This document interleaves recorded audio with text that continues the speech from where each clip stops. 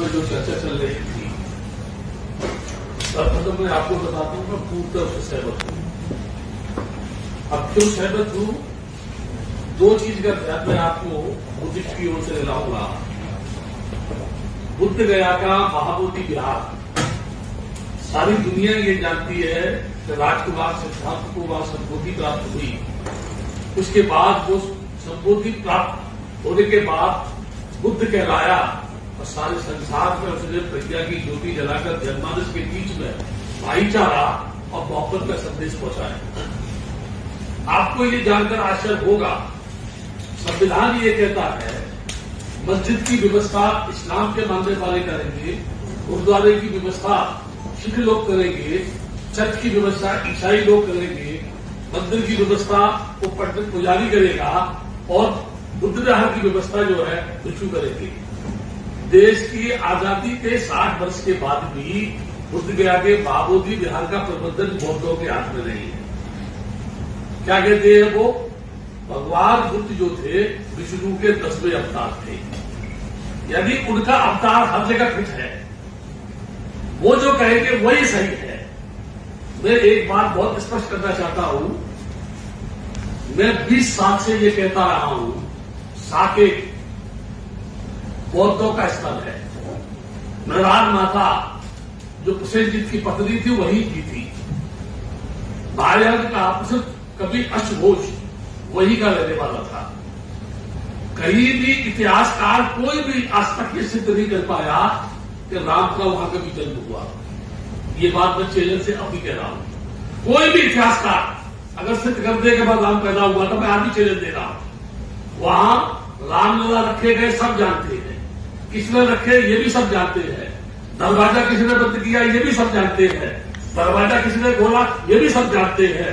और उस बुद्ध स्थल को, उस पुष्प शुद्ध ने जिसने भिक्षुओं का कत्लेआम कराया था 2,500 वर्ष पहले 100 दिनार देकर के, आज कितने वर्षों के बाद उसी साकेत नगरी का ध्वस्त करके वहां राम मंदिर की स्थापना कर दी और बड़ी हरदर्मी के साथ। और उस समय मैं ये कहना चाहता हूं कि जो ट्रस्ट बना या जो कुछ भी हुआ, जो लोग लड़ने वाले थे उनको छोड़ने के बजाय सरकार ने उसका ट्रस्ट बनाया और पूरी तरह से सरकार उस पर सम्मिलित है, भागीदारी है उसके अंदर।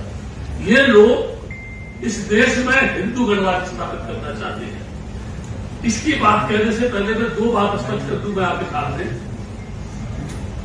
डॉक्टर अम्बेडकर, जिन्हें दुनिया के लोग बौद्ध शब्द के नाम से जिन्होंने नमाज था, बहुत लोगों ने, उन्होंने भारतीय संविधान की रचना की, सब लोग जानते हैं। कभी कभी ये भी बात आती है सुनने में कि उन्होंने संविधान नहीं बनाया, वो तो उसकी प्रारंभ समिति के अध्यक्ष थे। मैं यहाँ ये दो चीज स्पष्ट कर रहा हूं। जिस समाज में, जिस माहौल में, जिन परिस्थितियों में डॉक्टर अम्बेडकर का जन्म हुआ, जो अपमान, जो जलीलत उन्होंने अपनी जिंदगी में भोगी, तो उनके दिमाग में प्रश्न था, आम आदमी की तरह से इंसान होने के बाद भी क्या कारण है कि मेरे साथ अंतचुवृत्ति का व्यवहार किया जाता है? इसका मूल कारण क्या है?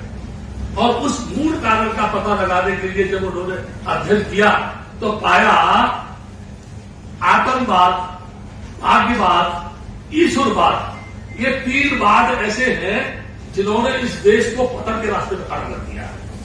अभी कुछ शंकराचार्य से भरे, जिनको जगत गुरु कहा जाता है, मैं इस देश के बड़े बड़े पंडितों से पूछता हूं, नेताओं से पूछता हूं, मनीषियों से पूछता हूं, हिंदू धर्म की स्थापना करने वाले लोगों से पूछता हूं, कितने लोग दुनिया के उनको गुरु मानते हैं?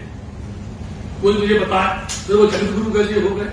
यानी ये कहे तो वो जगत गुरु भी हो जाएंगे, परमात्मा हो जाएंगे, भाग्य के निर्माता हो जाएंगे, सृष्टि के रचयिता हो जाएंगे।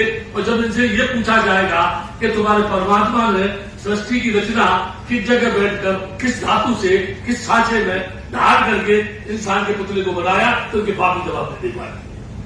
मैं यार ये बताना चाहता हूं, बाबा साहब ने जब संविधान लिखा तो बहुत सारी बातें जो उनके दिमाग में थी, वो जानते थे कि इस देश में आम आदमी की स्थिति क्या है।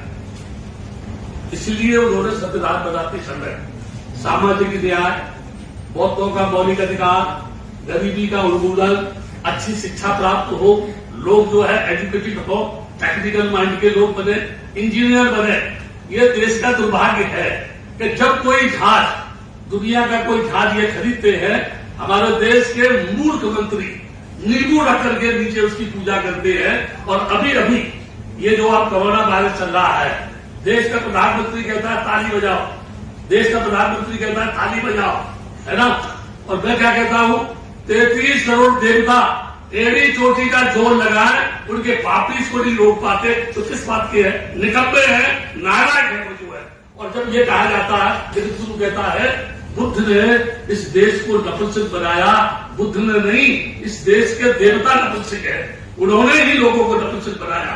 काश उनको बुद्धिजीवी होने की शिक्षा दी गई होती, काश उनके माइंड को डेवलपमेंट किया गया होता, तो मैं समझता हूं ये जगत गुरु को ये बात कहने की आवश्यकता नहीं थी।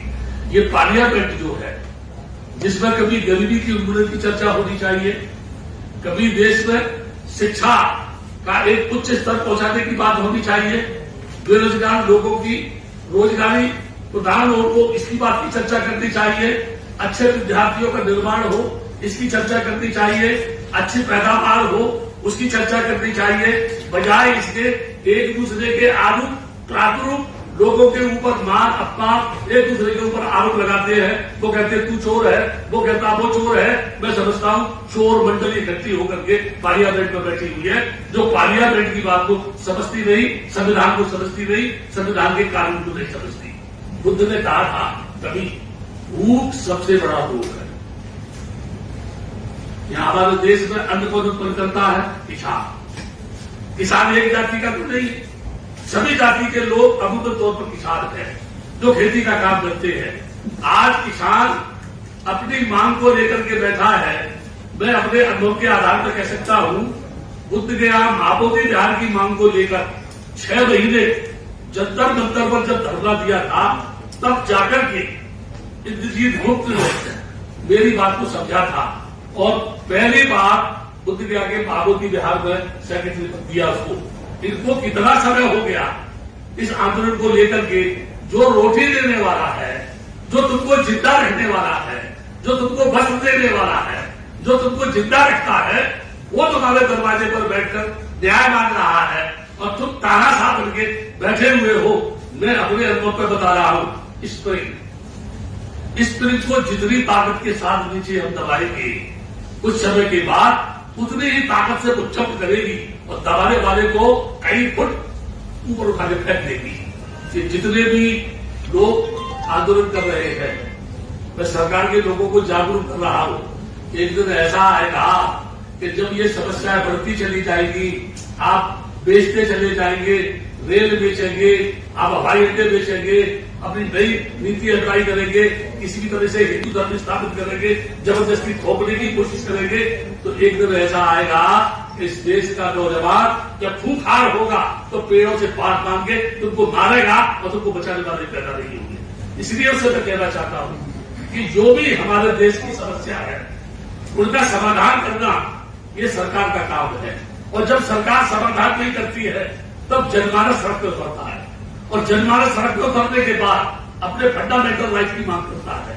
मैं इस मंच से, चाहे किसानों का आंदोलन हो, चाहे लोगों की बेरोजगारी की बात हो, जितनी भी समस्या है इस देश में, उनके समाधान में अगर पूरे देश में जन आंदोलन शुरू होता है तो कंधे से कंधा मिलाकर पूरे देश के भिक्षुओं के साथ मैं उसका समर्थन ही नहीं करूंगा, बल्कि उसमें आगे आगे चलूंगा और जब तक चलूंगा जब तक कि वो समस्या हल नहीं हो जाती। मेरा ज्यादा मैं व्याख्या नहीं देना चाहता, क्योंकि अभी मैंने टाइम मांगा था प्रधानमंत्री से, उन्हीं के किसी आदमी के माध्यम से। तो उन्होंने कहा जो शख्स मुझको गालियां देता है और आप मुझे उनसे मिलवाना चाहते हैं, अगर सामने मुलाकात हुई तो मुझसे और ज्यादा गालियां देगा। यानी मैं गाली देता हूं, मैंने कौन सी गाली दी है यहां पर जो है, लेकिन मैं ये जरूर कहता हूं प्रधानमंत्री जी या तुम्हारे जो नुमाइंदे हैं, तुम्हारे बाप की जमींदारी नहीं है। तुम्हारे बाप ने तुमको कोई यानी कि वसीयत में या रजिस्ट्री नहीं की है तुम्हारे नाम से कि तुम जिंदगी भर बैठे रहोगे। जब वो 60 वर्ष की कांग्रेस सड़क पे आ सकती है तो तुम तो क्या, तुम्हारे बाप को भी सड़क पे आना पड़ेगा। ये मेरी भविष्यवाणी है, वक्त का इंतजार करो। वो दिन दूर नहीं कि जब तुमको सड़क पे आना पड़े, और जब तुम सड़क पे आ जाओगे तो ऐसी स्थिति होगी 2 टके में भी तुमको कोई नहीं पूछेगा। इससे अच्छा ये है कि होश में आओ और किसान आंदोलन की जो समस्या है उसका ही समाधान न करने के, यानी करने के साथ साथ जो लोग भी बेरोजगार है उनको रोजगार दो और नई नई टेक्निक निकाल कर इस देश का विकास करो, तभी देश का विकास होगा, तभी तुम एक अच्छे प्रधानमंत्री साबित होगे। नहीं तो आने वाला इतिहास तुम्हें माफ नहीं करेगा और तानाशाही दृष्टि से तुम्हें बदनाम करेगा। इतना ही कहकर आप सबको धन्यवाद देंगे। मैं आपको आशीर्वाद प्रदान करता हूँ और इसके साथ साथ ये घोषणा करता हूँ कि इससे पहले भी इस तरह का आंदोलन मैं पूना से लेकर के सोलापुर और सोलापुर से पूना से बॉम्बे तक कर चुका हूँ और इस संबंध में मेरी ये राजेंद्र अम्बेडकर जी से पहले बात हुई है और आज भी मैं कह रहा हूँ यहाँ पर कि इस कदम को लेकर आप आगे चलो। सारे देश का बहुत बिच्छू आपके साथ है और आपके साथ बहुत बिच्छू ही नहीं, कोई भी माइनॉरिटी का आदमी जो जुल्म और अत्याचार का शिकार हो रहा है वो सब अब सब मिलकर आपके साथ है, इसको लेकर आगे चलो।